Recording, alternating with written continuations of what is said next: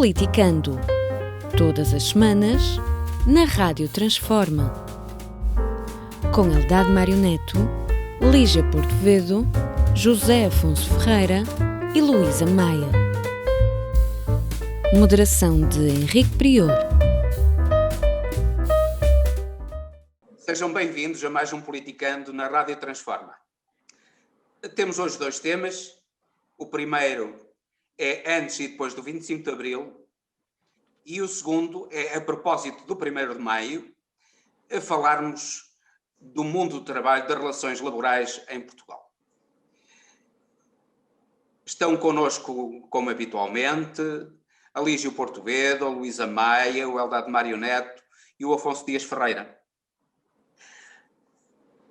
Muito boa tarde a todos, mais uma vez grato pela vossa presença, e eu começaria então pelo Mário, pedindo-lhe para falar sobre antes e depois do 25 de Abril.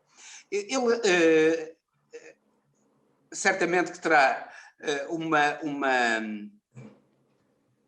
uma visão muito particular, aliás como jurista também, terá uma visão muito particular das conquistas, nomeadamente a nível de direitos, que a sociedade portuguesa alcançou com o 25 de Abril. Mas não foram só os direitos da sociedade, foram direitos da sociedade em geral e genericamente, direitos humanos, como se costuma dizer, mas outros direitos económicos e outro tipo de direitos sociais. Eu gostaria que falasses então da sociedade portuguesa antes e depois do 25 de Abril e do alargamento de direitos que houve em consequência do 25 de Abril. Então, muito boa tarde a todos. Eu gostaria de emoldurar esta intervenção da seguinte maneira.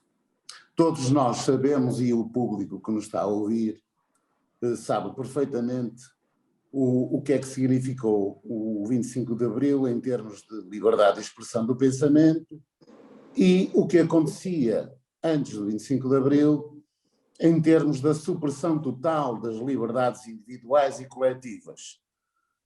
Todos sabem disso, isto é um assunto que está subejamente tratado e creio que é do conhecimento de todos e até dos mais jovens, que se recordam da repressão, da polícia política, etc. Das prisões, das torturas, tudo isso, mas eu hoje não queria focar-me neste aspecto, que já é subejamente conhecido. Queria focar-me, sobretudo, nos direitos das mulheres. O que era o direito das mulheres antes do 25 de Abril e depois do 25 de Abril. Como todos sabem, havia a chamada trilogia fascista antes do 25 de Abril, que era estribada em Deus, Pátria e Família.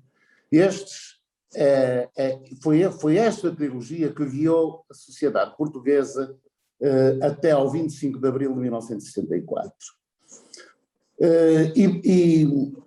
Agora, falando concretamente dos direitos das mulheres, gostaria de dizer o seguinte. O trabalho das mulheres fora de casa era entendido como uma ameaça ao modelo familiar vigente. E, portanto, a independência económica das mulheres relativamente na sociedade e relativamente à estrutura familiar era diminuta. Essa independência não existia. Era sobretudo centrada no chamado trabalho doméstico. O trabalho fora de casa era, por isso, entendido como uma ameaça ao modelo familiar do fascismo. Gostaria de dizer o seguinte: as mulheres ganhavam, em termos salariais, menos cerca de 40% do que os homens.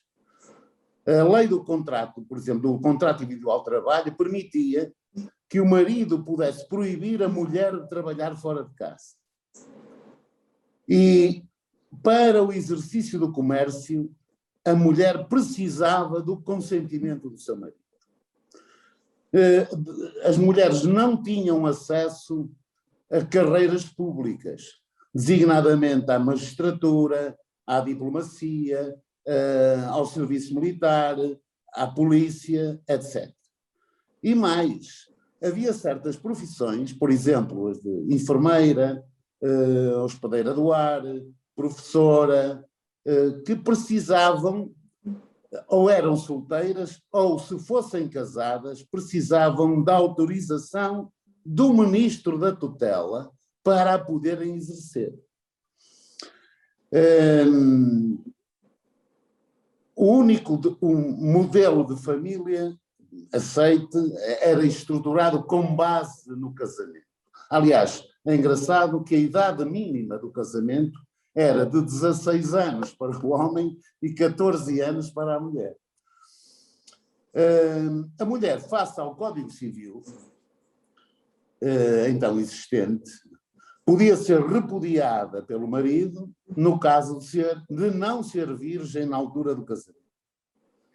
E o casamento católico era indissolúvel. Existia, como disse, a figura do chefe de família, que era ocupado pelo homem, centrado no marido, no homem, e que detinha o poder marital e paternal. E também tinha o poder de administração de todos os bens de casal, inclusive dos bens próprios da mulher. As mães solteiras não tinham qualquer proteção legal. O domicílio da mulher era o domicílio do marido, naturalmente, e era obrigada a residir com ele. Sendo que havia coisas caricatas, por exemplo, estava consagrado na lei o direito que o marido tinha de abrir a correspondência da mulher. O código, por exemplo, o Código Penal permitia ao marido matar a mulher em flagrante adultério, sofrendo apenas uma pena simbólica de desterro durante 6 meses.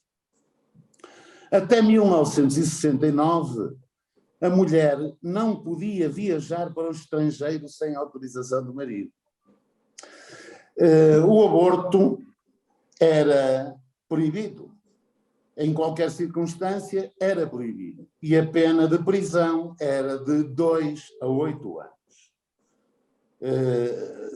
De referir que se estimavam os abortos clandestinos, nessa altura, em cerca de 100.000 ano, sendo a terceira da causa da morte materna.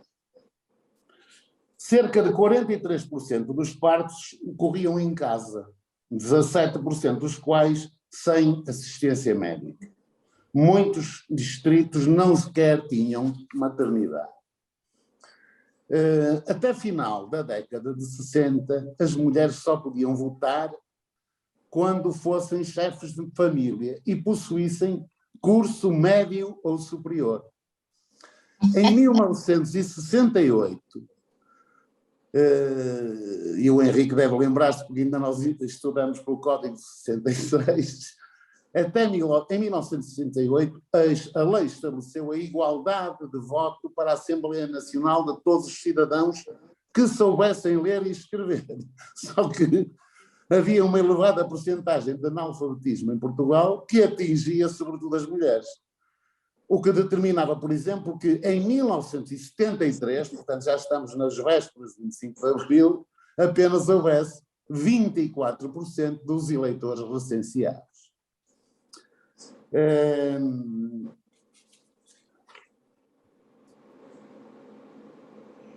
Em 1974 é fixado um salário mínimo nacional e o aumento generalizado de salários de emprego, de férias, de subsídio de férias e de Natal, o que veio diminuir drasticamente as diferenças e foram-se atenuando as diferenças entre homens e mulheres, que aliás ainda existem de alguma forma, mas que, entretanto, foram altamente atenuadas.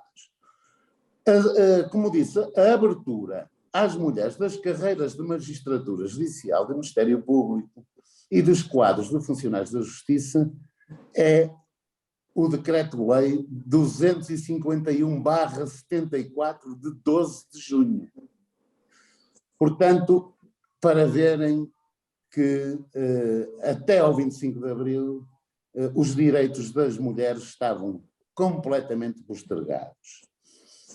Não havia direito ao divórcio, porque o divórcio só foi possível depois de 25 de abril, com a publicação do Decreto-Lei 185/75, de 4 de abril, em que os casamentos católicos poderiam ser dissolvidos por divórcio civil. Depois houve a conquista das licenças de maternidade, 90 dias, dos quais 60 dos quais seriam ou poderiam ser gozados após o parto, e criou-se o planeamento familiar, enfim, houve uma diferença abismal nos direitos das mulheres antes e depois do 25 de abril. Eu, para terminar, gostava de fazer aqui uma última abordagem e uma homenagem. Uma homenagem que penso que todos se lembrarão, sobretudo os mais velhos, de que em 1971 foi escrito um livro chamado Novas Cartas Portuguesas, da autoria de 3 mulheres que foram consideradas as 3 Marias: a Maria Isabel Barreno, a Maria Teresa Horta e a Maria Velho da Costa. Das 3, só a do meio, só a Maria Teresa Horta está viva neste momento.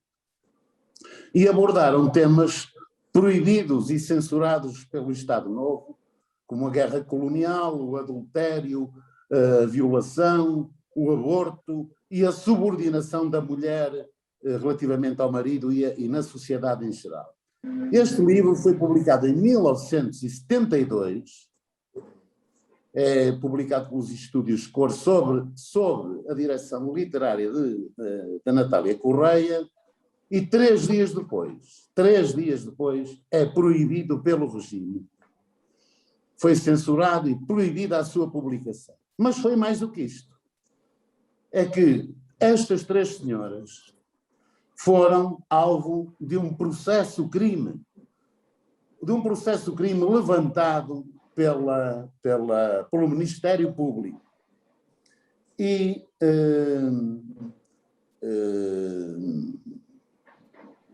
foram o julgamento destas mulheres teve o seu início antes do 25 de abril, creio que em 1973. Em 1973 começa o julgamento destas 3 mulheres. Durante 2 anos durou este julgamento. Foram apoiadíssimas na altura por imensos grupos de feministas que organizaram manifestações que foram altamente reprimidas. E foram também internacionalmente apoiadas por figuras grandes da literatura, como Simone de Beauvoir, como Marguerite Duras, como Iris Murdoch e Doris Lessing.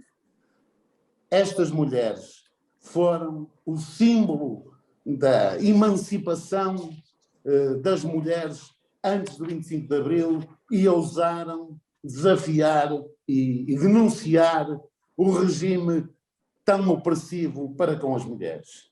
Estas senhoras, a sentença foi pronunciada depois do 25 de abril. No dia 7 de maio de 1974, estas senhoras foram absolvidas pelo Dr. Lopes Cardoso, juiz da Boa Hora Lisboa. Estas senhoras, na sentença, foram consideradas um símbolo e um marco incontornável da história da emancipação das mulheres. E o livro, considerado pela própria juiz e pela própria sentença, considerado uma verdadeira obra de arte. Portanto, aqui fica a minha homenagem às mulheres portuguesas e aos nossos ouvintes, para que percebam bem o quão difícil era ser mulher antes do 25 de Abril e as perspectivas que o 25 de Abril foi capaz de abrir para a emancipação da mulher em Portugal. Luísa, tu que és mulher, diz de tua justiça acerca da mudança que houve muito rapidamente e particularmente sobre aquilo que acaba de nos falar o Mário. Muito boa tarde a todos. Eu começo por agradecer ao Mário, acho que é muito interessante esta perspectiva das alterações que ele trouxe às mulheres, e começo por agradecer, de facto, esta reflexão que é importante. Como é óbvio, estamos todos de acordo, e eu sendo mulher não poderia deixar de estar, aliás, se fosse antes do 25 de Abril, era impensável que eu e a Lígia estivéssemos neste programa. Era impensável que pudesse ser tido às mulheres no papel de pensador e de reflexão e de igual participação como aos homens. E, de facto, acho que muito devemos ao 25 de Abril, a essa igualdade. Se bem que esta igualdade, muito se fez, mas esta igualdade, na minha opinião, sabemos, na minha opinião, e sabemos também que hoje em dia ainda não é plena. Nós estamos 47 anos após o 25 de Abril e, de facto, sabemos que os salários ainda não são de plena igualdade. Sabemos que as posições, e é uma coisa que eu até digo muitas vezes, que as posições de poder são de muito mais difícil acesso às mulheres. E sabemos também que é comum, além de ainda hoje, ainda esta semana vem a lume, notícias sobre o assédio sexual das mulheres e da dificuldade destas chegarem a determinadas posições profissionais e com as dificuldades e os obstáculos que se deparam. Agora, eu gostaria de, além desta questão das mulheres, também fazer aqui uma outra análise do 25 de Abril. Se me é permitido, e em 2 ou 3 jornadas, dizer só aqui alguma reflexão. Eu acho que o 25 de Abril é extremamente importante e todos temos que agradecer o 25 de Abril. Trouxe os valores da liberdade, trouxe também os valores da tolerância. E se devemos festejar o 25 de Abril, indubitavelmente, por ocasião destas comemorações últimas deste ano, percebemos que a grande parte dos discursos encerra também aqui nos novos desafios da liberdade e da tolerância que Abril predispôs e tentou afirmar, falando-se muito da crise da liberdade com a afirmação dos partidos de extrema-direita. E se isso é uma verdade questionável e que é preocupante, eu gostaria também de dizer que, por outro lado, Abril não está só ameaçado, porque há sempre uma circunstância que em mim, que sou classificada como direita, apesar de eu não gostar muito destas classificações de direita ou de esquerda, classificada como, portanto, politicamente à direita, eu não gosto desta apropriação que se faz de Abril pela esquerda. Abril não é da esquerda e os valores de Abril não têm só enquadramento para as pessoas de esquerda.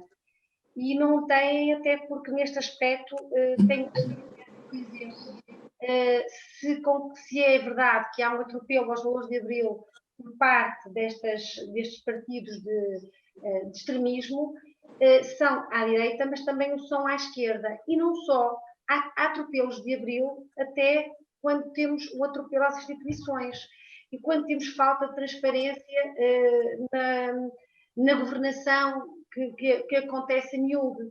Quando nós vemos os fenómenos de nepotismo que vêm acontecendo de uma forma muito premente.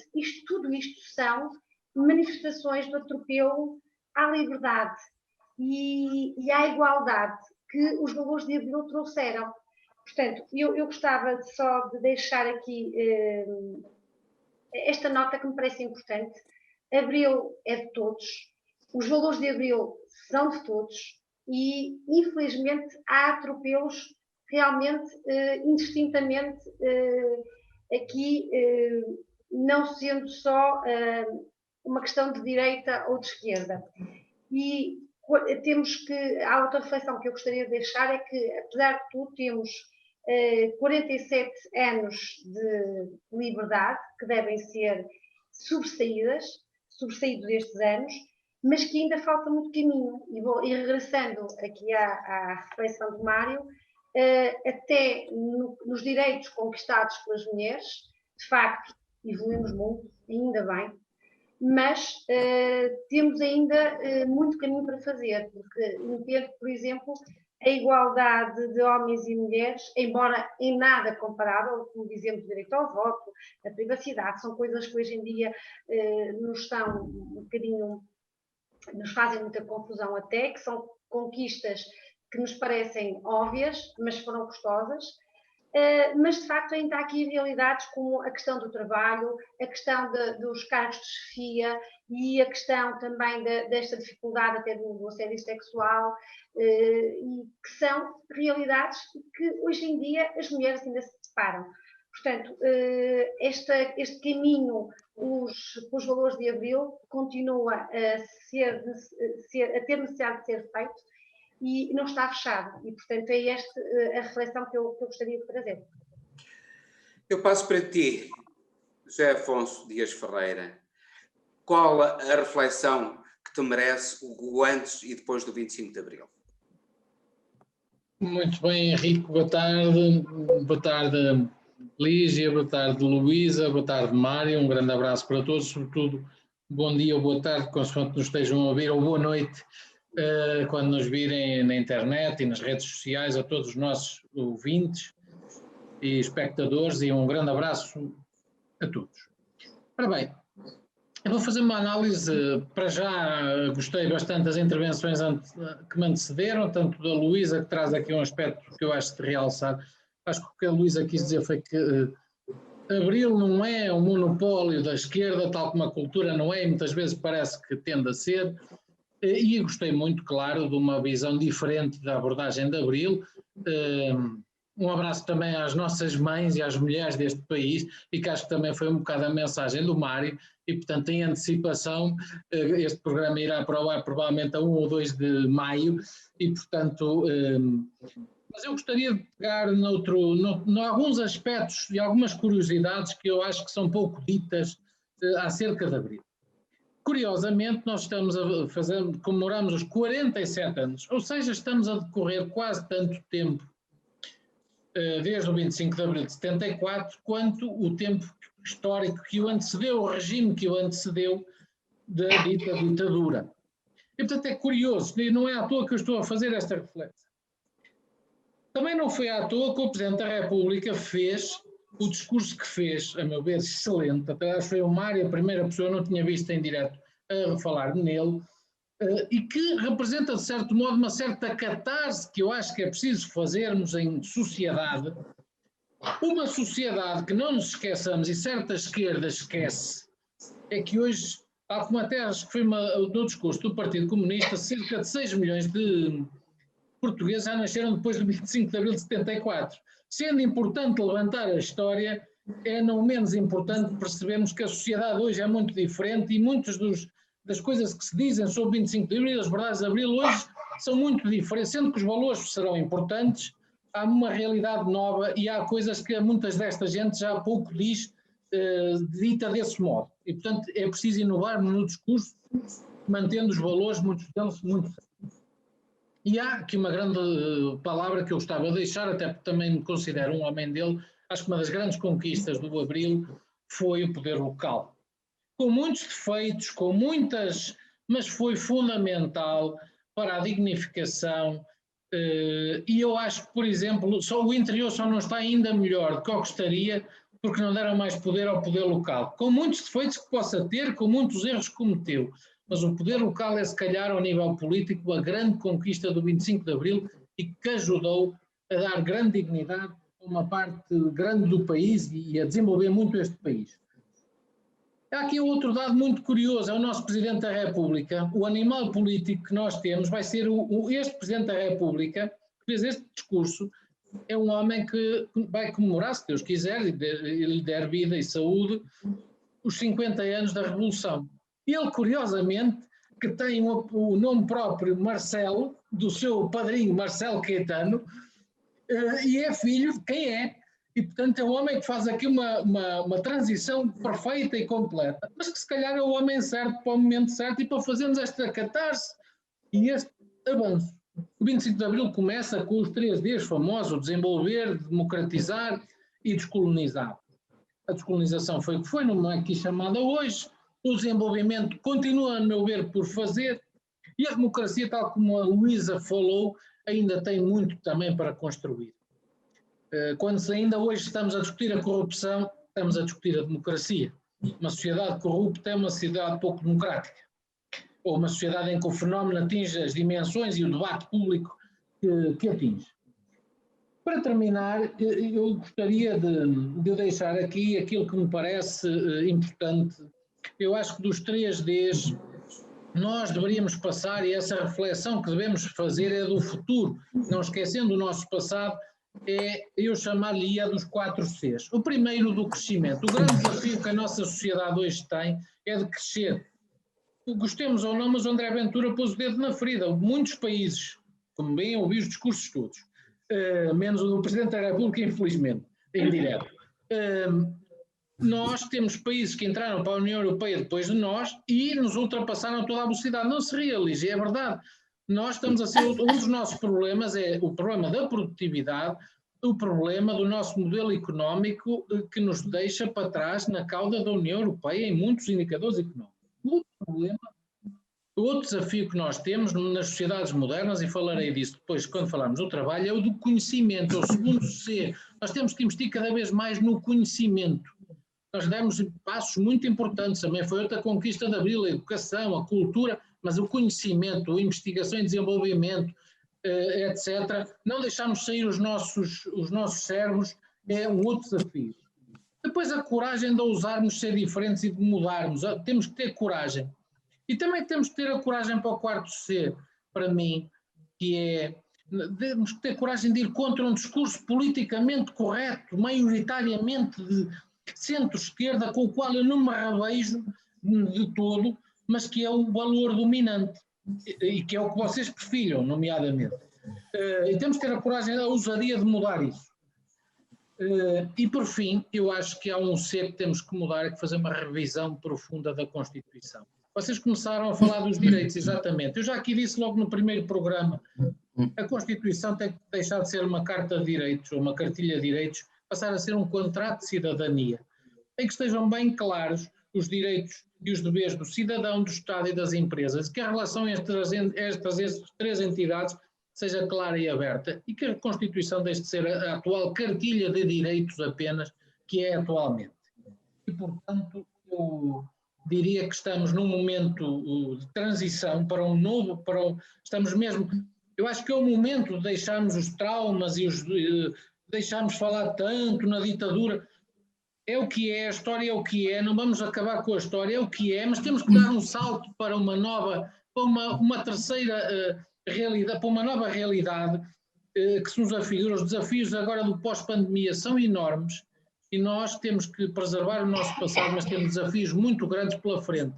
E, portanto, eu acho que os 50 anos do 25 de Abril serão um excelente momento, fazermos as contas com o passado e partirmos para uma sociedade ainda mais justa, mais fraterna e mais solidária.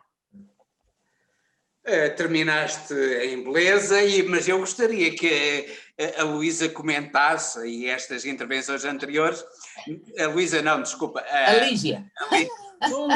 São os elos que têm as meninas, têm grande zel. Olha, eu começava logo... Eu começava logo por... maior brevidade possível.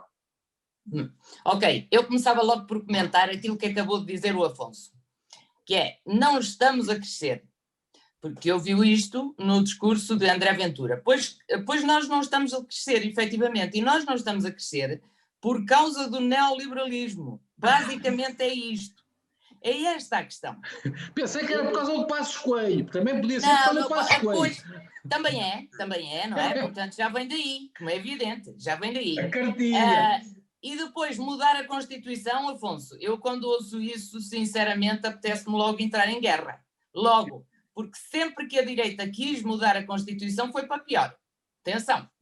Portanto, parece-me que a questão a conversa de mudar a Constituição é aquela que deve ser afastada de imediato. A Constituição está bem e está bem como está. É preciso cumpri-la. E ainda nunca foi cumprida, não é? Completamente. Pronto, mas isto era só uma à parte, porque eu evidentemente não posso deixar de me picar com o Afonso, não é? O meu amigo. Vamos lá. Mas o que é que acontece relativamente a tudo o que disseram? Eu gostei muitíssimo da intervenção do Mário e um pouco na mesma linha daquele hino à mulher. Como? Foi um hino à mulher que o Mário fez. Foi, sem dúvida. Eu penso que foi efetivamente portanto, uma homenagem que as mulheres de antes do 25 de Abril, aquelas que viveram antes, merecem com certeza. No entanto, eu por causa do Mário ter trazido este assunto do que era o que era a vida das mulheres antes do 25 de Abril, gostava de explicar isto, de explicar o que foi a vida das mulheres ainda depois do 25 de Abril, mas com base efetivamente naquele enquadramento que o Mário tão bem explicou. É que a questão de as mulheres não terem direitos nenhuns antes do 25 de Abril, isto repercutiu-se na cultura que as basicamente sufocava ainda até depois do 25 de Abril, e bastante depois.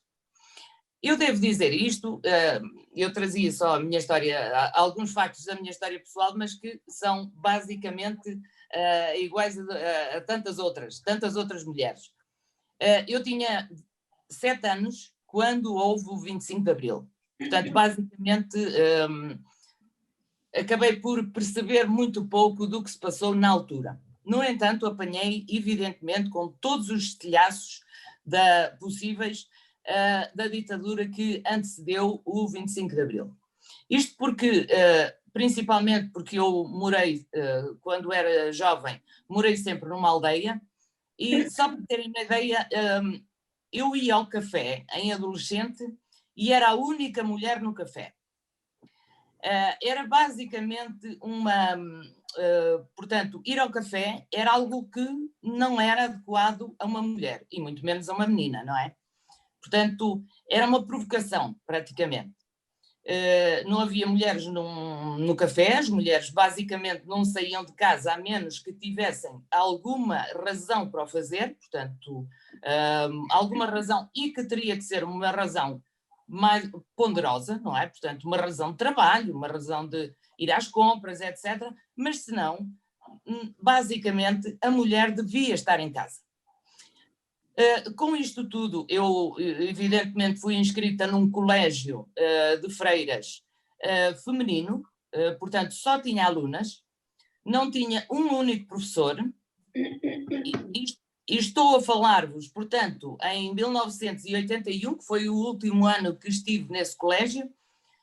Em 1981 tivemos o primeiro professor homem, porque não foi encontrada uma professora mulher para poder dar aulas, portanto, a esta disciplina.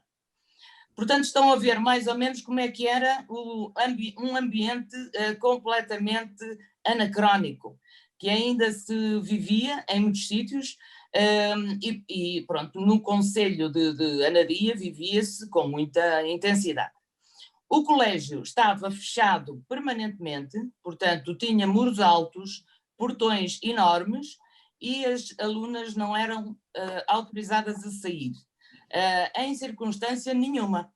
Portanto, só eram autorizadas a sair quando tivessem o seu transporte para casa.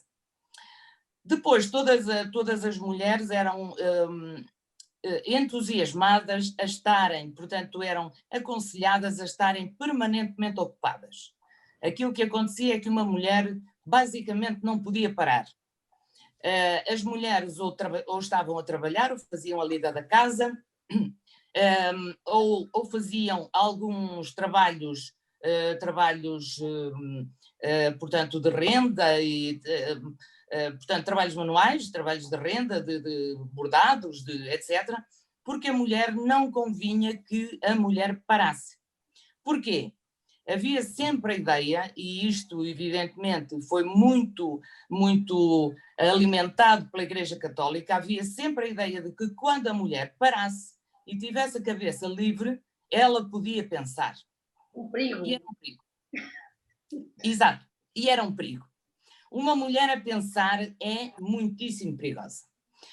Outra das coisas que eu vivi nessa altura, e portanto, logicamente que ninguém gostava que uma mulher, nem uma rapariga, estivesse sem fazer nada, portanto, estivesse sem ocupação.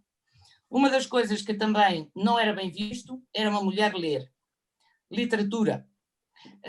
Eu tive, pronto, como também tinha familiares que eram ex-militares, etc., a disciplina, etc., portanto, também tive alguma dificuldade em ler literatura.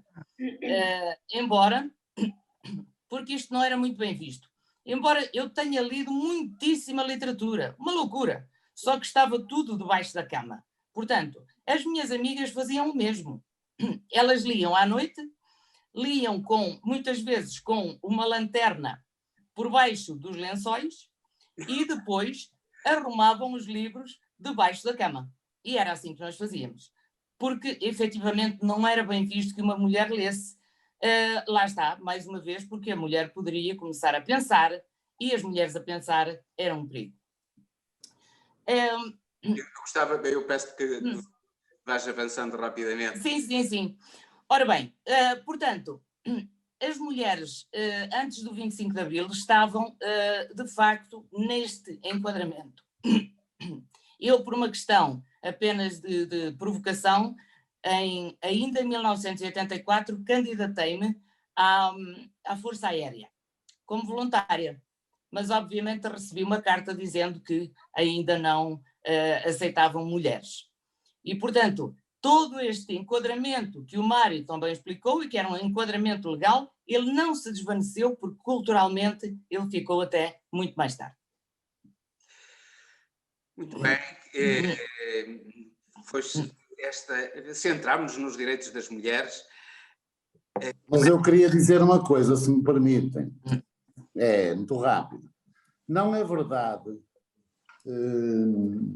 Há aqui uma questão que é preciso repor. Grande parte dos valores de Abril e que estão plasmados na Constituição, que já sofreu 8 revisões até agora, grande parte desses valores de Abril que estão na Constituição da República são valores de esquerda, que ninguém tenha dúvidas disto. E a melhor prova disto mesmo é que o Serviço Nacional de Saúde existe da forma que existe, graças à esquerda parlamentar. Porque, se bem se recordam, o CDS, o PSD, votaram contra o Serviço Nacional de Saúde. Portanto, quando se fala, digamos, de que parece haver um certo exclusivo da esquerda relativamente a estes valores de Abril, é preciso dizer porquê e provar porquê. Bem, vamos falar então de outros direitos, estão relacionados com o direito da mulher, mas o tema que vamos abordar agora, e o Zé Afonso vai abordá-lo, que é o tema do trabalho. Estamos aí, amanhã é 1º de maio, o trabalho, a pandemia e o trabalho, e os direitos dos trabalhadores, depois de 25 de Abril, o que é que mudou, o que é que foi conquistado e o que é que entretanto se perdeu. Muito bem. Antes de mais, o Mário, só já agora comentando o comentário do Mário, esse é exatamente um dos motivos pelos quais eu defendo uma revisão da Constituição, não nada contra o Serviço Nacional de Saúde, e a razão mais longínqua, porque eu sou do CDS, é porque exatamente o CDS teve a coragem de dizer que era contra aquele modelo de sociedade que estava plasmado na primeira Constituição após o 25 de Abril de 74. Essa é a minha razão mais longínqua pela qual eu escolhi. Já não está plasmado isso. Pelo qual eu sou ainda hoje do CDS. E, portanto, dito isto, vamos lá ao Dia do Trabalho. Eu sou sindicalizado, fazendo esta declaração de interesses. Isto pode parecer quase que uma... Sou sindicalizado e sugeri trazermos este tema porque eu acho que o trabalho, se calhar de um prisma diferente dos meus amigos, mas eu acho que o trabalho tem que ser valorizado. É importante a existência do Dia do Trabalhador e devia ser utilizada para fazermos a valorização do trabalho, para discutirmos seriamente a importância do trabalho. Temo que nós estejamos a caminhar para uma sociedade, pelos exemplos até que vimos, alguns que até discutimos, em que o chico-espertismo, em que o que é valorizado não é o trabalho, é valorizado aquele que cresce na vida sem trabalhar, aquele que é esperto e faz aí umas manobras e ganha dinheiro sem trabalhar. Eu acho que não. O esforço, o trabalho, o mérito têm que ser cada vez mais valorizados. É numa sociedade assim que eu acredito que dê oportunidades a todos. E, portanto, a primeira mensagem que eu gostaria de deixar muito claramente é a importância do trabalho e de qualquer trabalho. É tão valorizado o trabalho intelectual como deve ser valorizado o trabalho braçal, sendo que este será, infelizmente ou felizmente, cada vez menor. É um tema que falarei no final da minha intervenção, porque esse é um dos novos grandes desafios que o trabalho, o mundo do trabalho, enfrenta. Depois, a importância e aqui vou meter a seara, foi seara alheia aqui na minha querida amiga Lígia, que me vai permitir a ousadia de falar da dimensão humana, social e económica, mas o trabalho é essencial para a dignidade da pessoa humana. Achei curioso, por acaso, hoje, uma entrevista que saiu hoje na imprensa diária ao presidente do Grupo Amorim, o Dr. António Rios Amorim, salvo erro, em que ele falava na importância de se acabar o mais rapidamente possível com o teletrabalho, e que dizia que é importantíssimo para as organizações e para as empresas o momento do café, o convívio das pessoas, as ideias que se partilham até nos momentos de distensão dentro do próprio trabalho. Eu acho que esta dimensão humana, esta dimensão eu não acredito numa sociedade do ócio e numa sociedade que não se trabalha, que não se valoriza o trabalho. E, portanto, achei curioso esta reflexão hoje do Dr. António Amorim, que revela, de facto, a importância que continuam a ter, por um lado, as pessoas nas organizações. Eu continuo a achar que o fator humano será sempre essencial e a inteligência artificial nunca se poderá substituir ao fator humano na vida das organizações e, portanto, é importante as pessoas continuarem no trabalho nas empresas e nas organizações e sermos cada vez mais equipas. E, portanto, essa é a dimensão social do trabalho e a dimensão económica. O trabalho também existe, por um lado, para produzir bens e serviços que deem bem-estar à sociedade e, em contrapartida disso, a remuneração a quem o trabalha e esse rendimento ser redistribuído depois pelas políticas fiscais. Mas, infelizmente, vivemos num tempo, e aqui entra a pandemia, que mais uma vez nos vai mostrar que há uma relação, e eu agora vou parecer de esquerda, em que há, de facto, um elo mais fraco, que é o trabalhador. E isto vem do facto de nós não valorizarmos suficientemente o ato de se trabalhar. e isto é transversal a muitas sociedades, infelizmente, não, e nem tem a ver só com o liberalismo, como vou também dar um exemplo claríssimo disso que está a acontecer hoje em Portugal. Estamos num governo supostamente de esquerda, mas eu esse exemplo vou guardar para o fim. E, portanto, infelizmente, na relação laboral, o trabalhador é normalmente o elo mais fraco. E a pandemia já o está a mostrar, os números do desemprego já o mostram, e muita gente à boleia deste ou daquele pretexto aproveita para descascar sobre o elo mais fraco. Há aqui uma outra questão que eu gostava de ver levantada no Dia do Trabalhador. É que modelo o sindicalismo morreu. O sindicalismo, como nós conhecíamos ainda do 25 de Abril e do antes do 25 de Abril, que não havia sindicatos, mas das lutas do antes do 25 de Abril, este modelo de sindicalismo não se adaptou às novas realidades e à nova economia, e muito menos à que vem a seguir. E isto lança-nos grandes desafios, e que é preciso, de facto, um sindicalismo forte, mas contemporâneo, mas adaptado à realidade. Eu, quando olho para os sindicalistas que continuam a falar na televisão, não tenho nada contra os cabelos grisalhos, bem pelo contrário, tenho o máximo respeito, mas percebo que são pessoas que não estão, muitas delas, adaptadas aos novos tempos, nem sequer têm a capacidade, por via disso, de defender da melhor forma e mais eficaz os que devem defender, que são os trabalhadores. A importância da concertação social. É importante haver concertação, e a concertação é trabalhadores e empregados e governo perceberem que temos um objetivo comum, e é sermos um país competitivo, produzimos bens e serviços competitivos e com isso temos maior bem-estar. E também uma outra dimensão que eu gostava era da conciliação da vida familiar com a vida, com o trabalho.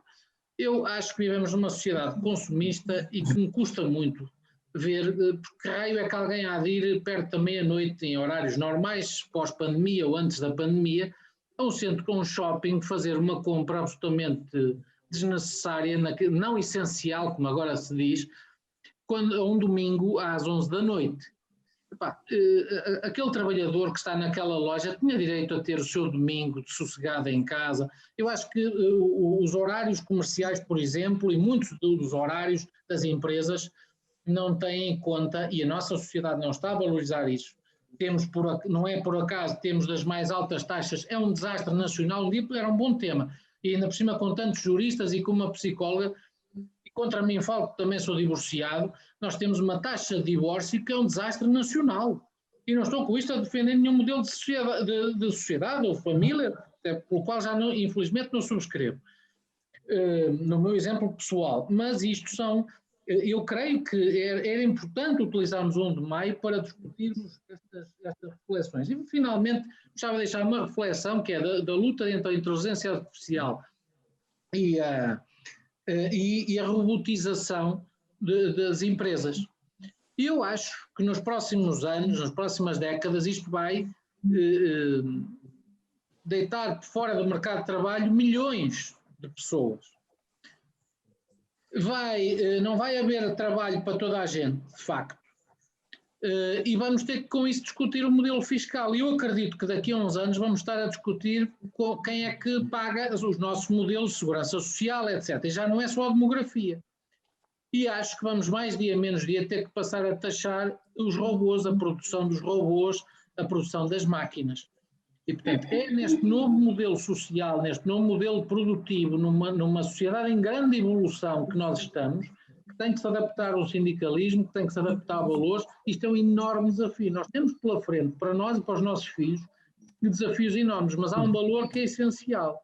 É o da inteligência humana ser primordial e da dignidade da pessoa humana. Isso não se pode perder.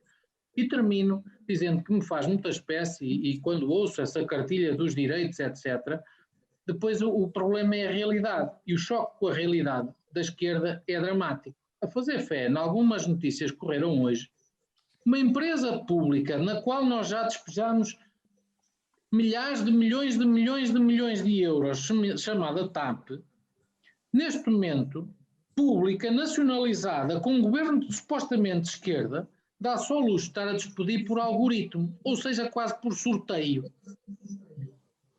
E, meus caros, não bate, como diz o outro, a bota com a perdigota. Um trabalhador não pode. Nós não podemos viver numa sociedade que se despede por algoritmo. E, portanto, é por isso, lá sem as bandeiras vermelhas, sem o folclore do costume, nós temos que defender, de facto, o trabalho, os trabalhadores, as empresas, e criamos um modelo de sociedade melhor, sem dogmas e com valores, cada um defendendo os seus, mas temos desafios todos muito grandes pela frente, sob pena de ficarmos para trás. Lígia, passo para ti, muito brevemente, vamos adiantados na hora. Muito brevemente. O mundo do trabalho e os direitos e os deveres e o futuro do mundo do trabalho, porque o Zé Afonso... É para a Lígia ou para a Luísa? Agora fiquei sem entender. É Lígia, não é? Lígia. Não, Lígia. Lígia. A Lígia. Isto tem a ver com o share das audiências, é o nosso que speak. Lígia. Sim. Portanto, o que me parece relativamente... Estou em grande parte de acordo com o que diz o Afonso.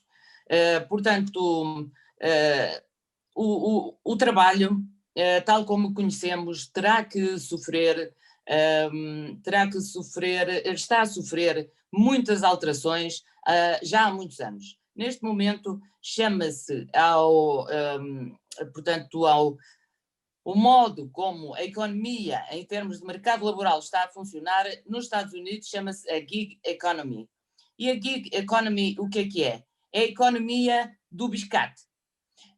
Portanto, basicamente, as pessoas deixaram de conseguir encontrar um trabalho, portanto, a tempo inteiro, um trabalho que lhes possa dar um salário digno para uma vida digna. O que acontece é que fazem biscates, portanto, um biscate aqui, outro biscate ali. Aliás, nós sabemos que, por exemplo, os próprios portanto, transportes que vieram concorrer com os táxis são baseados nisso, não é? Portanto, são baseados em fazer biscates com o seu próprio carro ou fazer entregas com a sua própria bicicleta, etc. Portanto, digamos que o mundo do trabalho, que era uma relação de confiança entre duas entidades, um trabalhador e uma empresa, que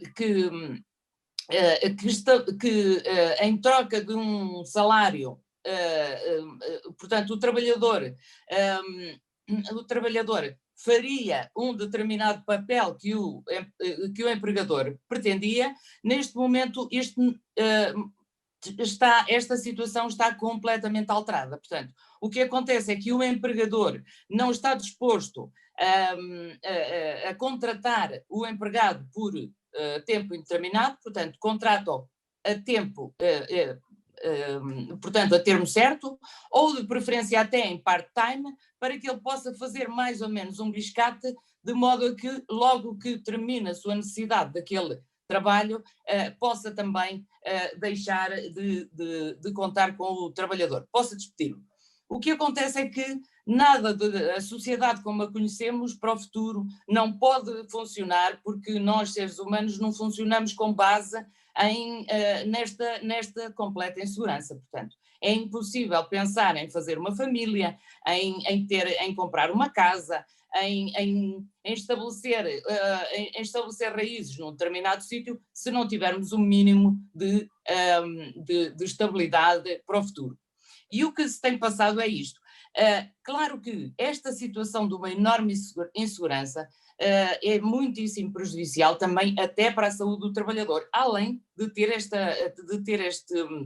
efeito que o Afonso explicou, muito bem explicou, que é o efeito da sustentabilidade da segurança social. A sustentabilidade da segurança social baseava-se nas contribuições das pessoas que estavam a trabalhar para as pessoas que estavam reformadas. Ora, neste momento já não se pode contar com isto, porque efetivamente o boom desta economia do biscate impede que a segurança social continue a funcionar nestes termos. Portanto, há que fazer um novo contrato para o futuro. Só aqui uma curiosidade, como esta situação de instabilidade no trabalho tem um impacto enorme em termos de bem-estar dos trabalhadores, em termos da sua própria identidade social, quando perdem o emprego e perdem a expectativa de ter rendimentos que sustentem a sua vida. Portanto, tudo isto tem um impacto enorme na sua saúde mental, de modo que as causas, o stress constitui-se agora na primeira causa de absentismo no mundo ocidental. Além disso, enquanto que antigamente eram outras doenças, não é? Como sabemos. Além disso, um livro que saiu recentemente, há uns 2 anos, é um livro muitíssimo interessante porque é chocante.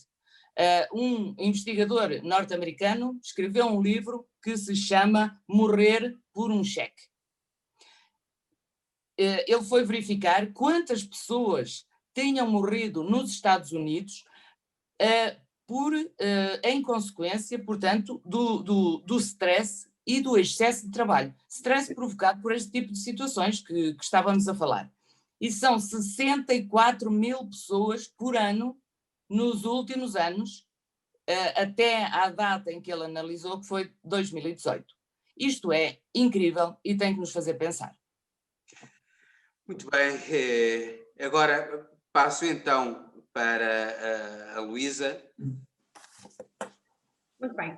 Eu, em relação ao 1º de maio, eu gostaria só de fazer aqui um breve enquadramento histórico, e no sentido de dizer que realmente este é um dia do trabalhador que remonta a 1886 e aconteceu com base portanto, nos direitos dos trabalhadores que na altura fizeram uma greve em Chicago para lutar por melhores condições de trabalho, faziam uma média de 18 a 12 horas e para conseguir fazer uma média de trabalho das 8 horas, que atualmente ainda temos. Referir também que em Portugal, apesar de algumas tentativas anteriores, só a partir do realmente 25 de abril é que o 1º de maio passou a ser uma data comemorada em Portugal e passou a ser feriado. Desde então, o 1º de maio tem também sido aqui realmente um bocadinho, além da simbologia que eu acho que o trabalho tem, como dizia o Afonso muito bem, e que isso deve ser, todos nós devemos atentar a que os trabalhadores só podem produzir bom trabalho se tiverem boas condições, e aliás, só assim, até mesmo numa ótica da empresa que pretende obter o maior lucro, só pode conseguir um lucro com um bom trabalho, e um bom trabalho tem que ter boas condições. Portanto, todas estas são premissas, para mim, necessárias para os fins de cada um. Mas dizia eu que relativamente ao 1º de maio, a forma como é muitas vezes, e a simbologia que tem em Portugal, é um bocadinho ligado realmente aqui aos sindicatos e à luta que é feita pelos trabalhadores. E é certo, todos os trabalhadores, mas eu também gostava de dizer, concordando um bocadinho com o que diz o Afonso, que, na minha opinião, esta luta e esta associação sindical, eu, na minha opinião, vejo como profundamente obsoleta. Eu acho que os sindicatos fizeram muito sentido em determinada altura. Neste momento e na atualidade, a vários níveis, os sindicatos são uma estrutura obsoleta.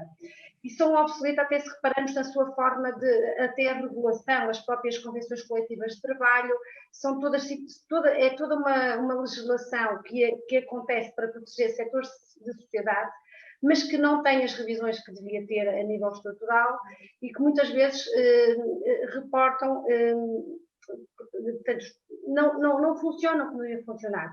Eu não digo que não devam existir organizações de setores de atividade, parece-me que devem existir. Agora, não entendo que estas associações sindicais sirvam os trabalhadores da forma que inicialmente tiveram lugar.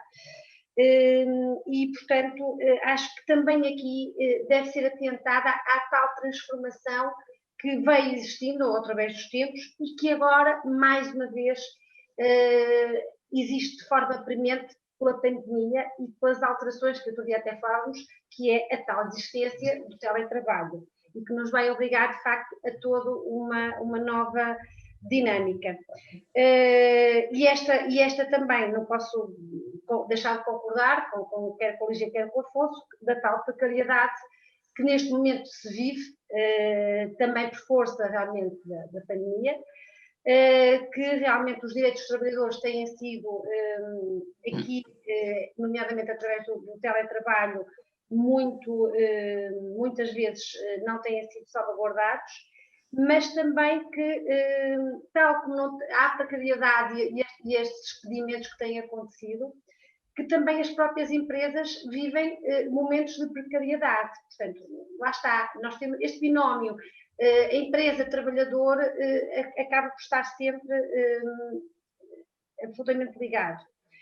Mas, Luísa, não é porque a precariedade não é por causa da pandemia, porque já havia precariedade. Isto é um caminho que já se está a fazer há muitos anos. São precariedades diferentes, Lígia. Estamos a falar de precariedades. São as mesmas, Luísa. Há uma precariedade em relação aos contratos de trabalho, que é uma coisa. Estamos a falar agora de uma outra precariedade que tem a ver com a própria existência do teletrabalho, que suscita novos problemas, não é?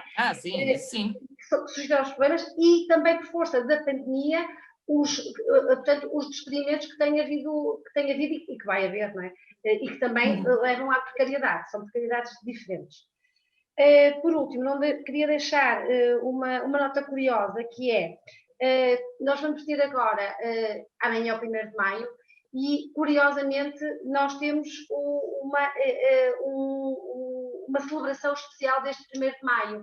O ano passado tivemos um 1º de maio que houve manifestação, as manifestações vieram para a rua, um bocadinho a contragosto de muitos portugueses que não entenderam porque que o 25 de Abril e o 1º de Maio tinham sobretudo o 1º de Maio, tiveram as manifestações na rua num tempo de plena pandemia.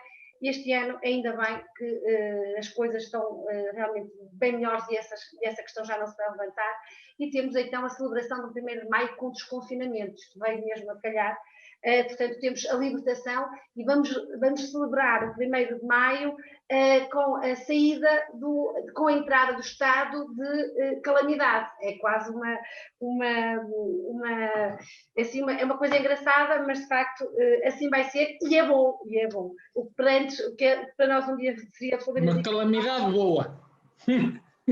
É uma calamidade boa. É uma calamidade boa, exatamente. E, portanto, é essa situação que também gostava de deixar aqui, que amanhã vamos poder os trabalhadores vão poder sair à rua, mas, de facto, com um sentimento, aliás, como o 25 de Abril, que há um bocado também até esqueci-me de dizer, o 25 de Abril este ano teve outro sabor, que é o sabor da liberdade, aquela outra que é um bocadinho mais lata e que a todos nos soube bem.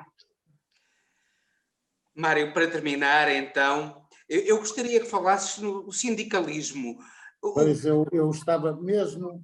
O que é que precisa de ser mudado no sindicalismo e o que é que te oferece dizer sobre o trabalho atual, o futuro do trabalho e a precariedade do trabalho? Muito brevemente... Então eu vou focar esses 3 pontos muito rapidamente.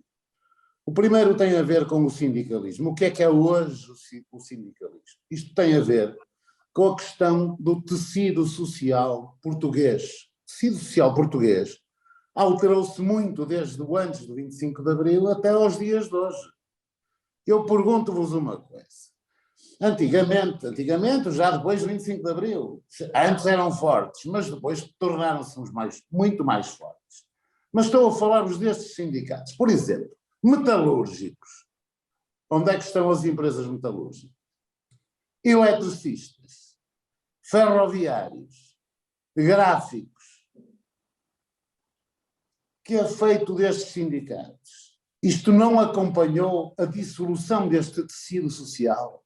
Os gráficos com as internets, com hoje, com as impressoras, com tudo isso, o que é que aconteceu aos gráficos? Não é? Agora, tudo isto, todos estes, é o dia do trabalhador, mas o dia do trabalhador tem que haver trabalhadores. Hoje em dia, no hemisfério sindical português, o que é que aconteceu? Houve a chamada horizontalização do movimento sindical em detrimento da verticalização do movimento sindical. E isso faz toda a diferença. Porque o que é que hoje... Quais são os sindicatos de que se falam hoje nas redes sociais e nas televisões? Quais são? O sindicato dos juízes, o sindicato dos procuradores, o sindicato dos enfermeiros, o sindicato dos professores, dos bancários, da função pública e dos pilotos da TAP. Eu não vejo mais nenhum sindicato nenhum a falarem nas televisões. Acabou, isso está a acabar. Outra questão tem a ver com a tal inteligência artificial. O direito ao trabalho é um direito humano, assim como é um direito humano o direito a um trabalho remunerado de forma justa e digna. E o que nós temos vindo a observar aqui em Portugal é que sempre que existe uma iniciativa no sentido de alterar o salário mínimo, logo isso causa maior perturbação e normalmente resolve-se com quê? Com diminuição dos encargos das empresas relativamente à segurança social. É isto que tem sucedido.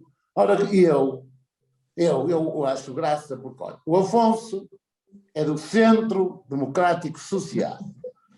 A Luísa, a nossa querida Luísa, é do Partido Social Democrata. E eu que sou um social-democrata radical, não é? Fico um bocado banzado como é que os meus queridos amigos não defendem aquilo que eu defendo. Portanto, a questão da dignidade no trabalho e da justa remuneração ou é levada, digamos, para a frente, ou então estamos completamente divorciados do resto da Europa.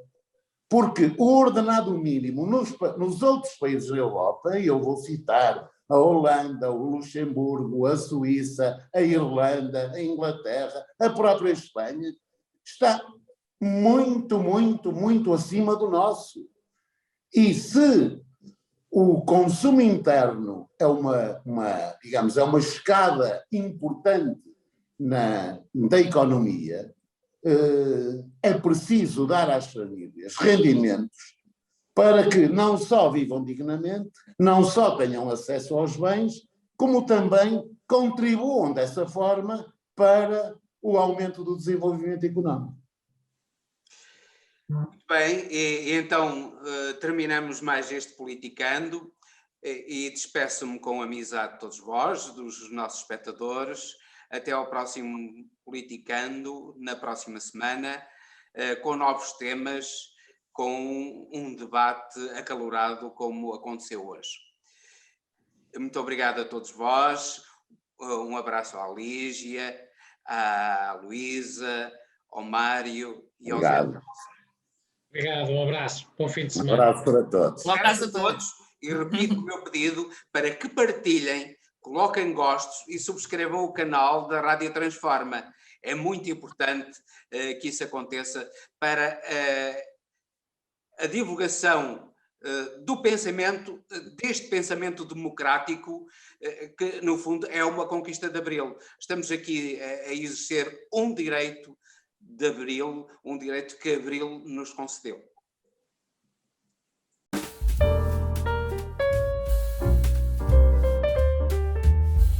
Politicando, todas as semanas, na Rádio Transforma.